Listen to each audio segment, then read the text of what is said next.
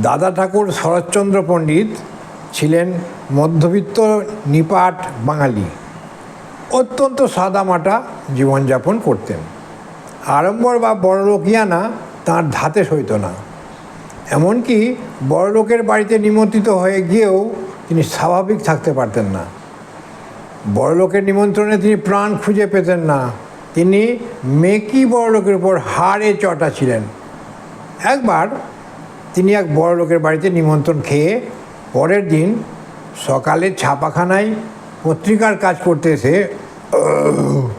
ঢেকুর তুলে নলিনীকান্ত সরকারকে বললেন, ওহে নলিনী, একটু তামাক সাজো দেখি, শরীরটা ভালো নেই। নলিনী জানতে চাইলেন, কেন, কি হলো দাদা ঠাকুর? দাদা ঠাকুর বললেন, বুঝলে না, কালকের ওই ব্রাহ্মণ ভোজনের জের, সারা রাত পেট্রিয়ট হয়ে ছটপট করছি বিছানায় পড়ে। নলিনী অবাক হয়ে জিজ্ঞেস করলেন, কি বললেন? পেট্রিয়ট হয়ে?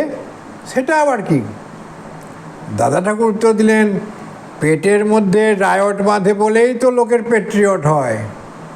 আসলে লুচি, মাছ, মাংস, পোলাও, মিষ্টি সব পেটের মধ্যে ঢুকে পড়ায় সেই সব অপরিচিতদের দেখে যারা পেটের বাসিন্দা, স্থায়ীভাবে যারা থাকে, ডাল ভাত চচ্চড়িরা একসঙ্গে হু আর ইউ বলে চিৎকার করে রায়ট বাঁধিয়ে দিল। সারা রাত পেটের মধ্যে কি হট্টগোল! আমি তো সহ্যই করতে পারিনি, বড় কষ্ট পেয়েছি। তোমার কাছে যখন এলুম তখন একবার ঢেকুরের মধ্য দিয়ে হু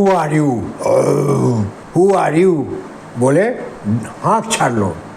শুনতে পেলে না?